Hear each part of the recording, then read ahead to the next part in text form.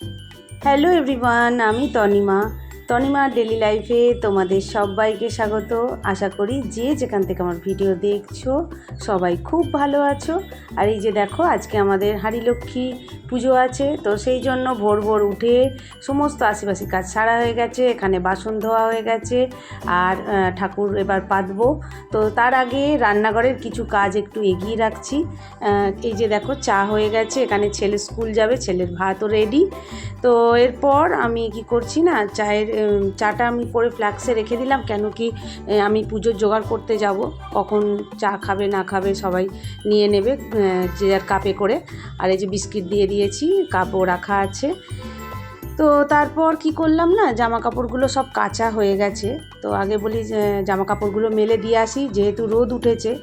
তো তারপর জামা কাপড় ছাদে মেলে দিয়ে এসে ঠাকুরের জোগাড় আরম্ভ করে দিয়েছি। এখানে ঠাকুর পাতা হয়ে গেছে, ঘরটাও মেজেছি, এখানে ধান ঢালা হয়ে গেছে, ঠাকুরকে বসিয়েও দিয়েছি।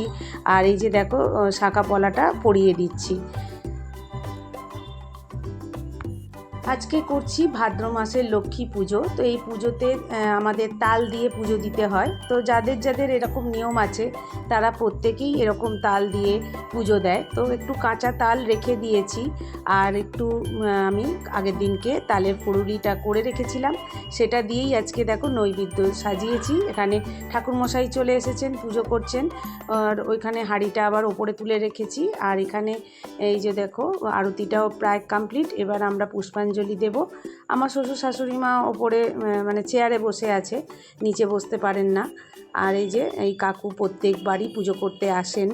আর যতবারই এই আমাদের এই পুজোটা হয়, যতবারই আমি এই লক্ষ্মী ঠাকুর পাতি, তখনই কিন্তু বড় মার কথা খুব মনে পড়ে যায়। আমার হাজব্যান্ডের বড় মা মানে আমারও বড় মা। তো বড় মার কথা খুব মনে পড়ে যায়, কেন কি বড় মার কাছ থেকেই আমি এই বাড়িতে এই লক্ষ্মী পুজো করাটা শিখেছিলাম। কেন কি আমার বাপের বাড়িতে এই রকম লক্ষ্মী পুজো হয় না। তো সেই জন্য আমি এই পুজোর নিয়মটা জানতাম না।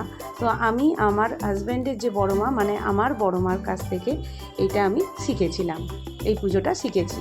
আর এই যে দেখো, আরতি প্রায় কমপ্লিট হয়ে গেছে। এখানে আরতি হয়ে গেছে, পুজোও হয়ে গেছে, আর পুষ্পাঞ্জলি দিয়ে চলে এসেছি। আর ঠাকুরের যে ডাল ছোলাটা দিয়ে পুজো হয়েছিল সেটা দিয়ে আজকে রান্না করে নেব। আর এই যে দেখো, এখানে এই যে ঢ্যাঁড়স আছে, ঢ্যাঁড়সের তরকারি হবে। আর আমি আজকে ভাত খাবো না, যেহেতু লক্ষ্মী পুজো করছি সেহেতু ভাত খাবো না।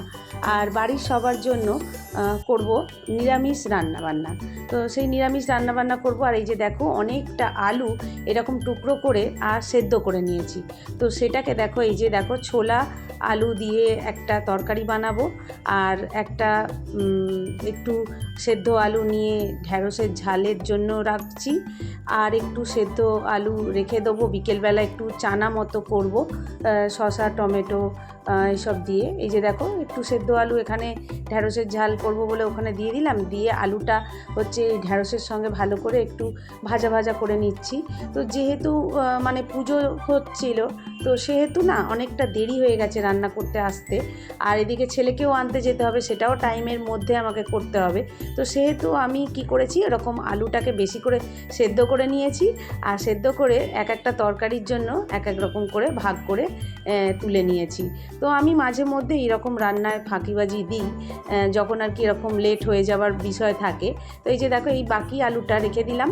এটা হচ্ছে বিকেলবেলা আমি করব পটল আলু দিয়ে একটা তরকারি। তো সেটার জন্য একটু আলুটা বাঁচিয়ে রেখে দিলাম। আর এই যে ছোলাটা ঠাকুরের পুজো হয়েছিল, ওটা সেদ্ধ করেছি, ও আলুও সেদ্ধ। আর এই যে দেখো, এখানে একটু আলু তুলে রেখেছি, এটা হচ্ছে উচ্ছে আলু দিয়ে মাখবো। হ্যাঁ, তো ব্যাস, ভাতের সঙ্গে উচ্ছেটা দিয়ে দিয়েছিলাম আর আলুটা তুলে রেখেছি।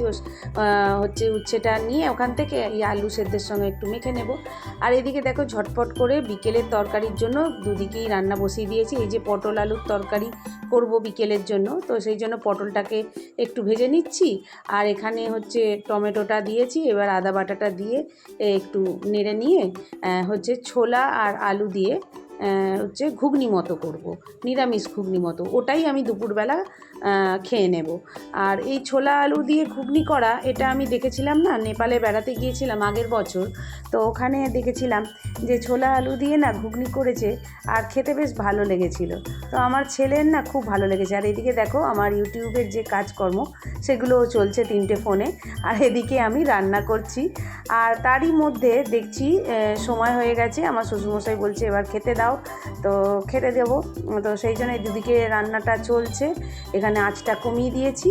আর এই যে শ্বশুরমশাইয়ের থালাটা সাজিয়ে নিয়েছি, শ্বশুরমশাই শাশুড়ি সহ আমার হাজব্যান্ডকেও খেতে দিয়ে দিলাম। আর তারপর ওদেরকে খেতে দিয়ে আমি বাদবাকি রান্নাটা আর কি শেষ করছি। তো এই যে ছোলা আলুর তরকারি, এটা আমার ছেলে ভালোবাসে, ও বিকেলবেলা এসে খাবে, ওর জন্য 2টো পরোটা করে রেখে দেবো ভেবেছিলাম, তো বলল না আমি আলুর পরোটা খাবো এসে। তো সেই জন্য আবার বললাম তাহলে ঠিক আছে, তাহলে রাতে খেয়ে নিস। ছোলা আলুর তরকারিটা ওর জন্য একটু রেখে দিয়েছিলাম, আমিও খেয়েছিলাম রাতে। আর দুপুরবেলা ওই ছোলা আলুর তরকারি আর ফল খেয়েই আমি ছিলাম। তো এরই মধ্যে দেখো আমার সবাইকে খেতে দেওয়া, বাসন মাজা সব কমপ্লিট হয়ে গেছে।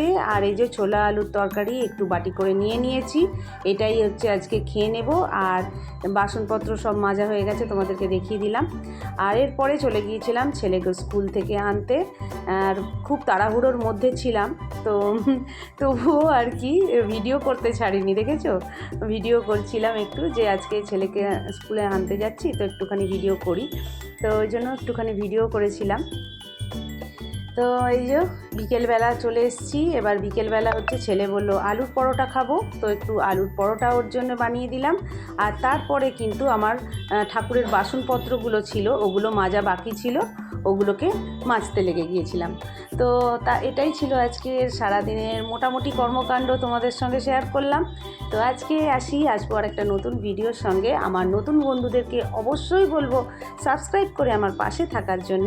আর পুরনো বন্ধুরা তোমরা তো আছোই সাথে পাশে। আসি, টাটা।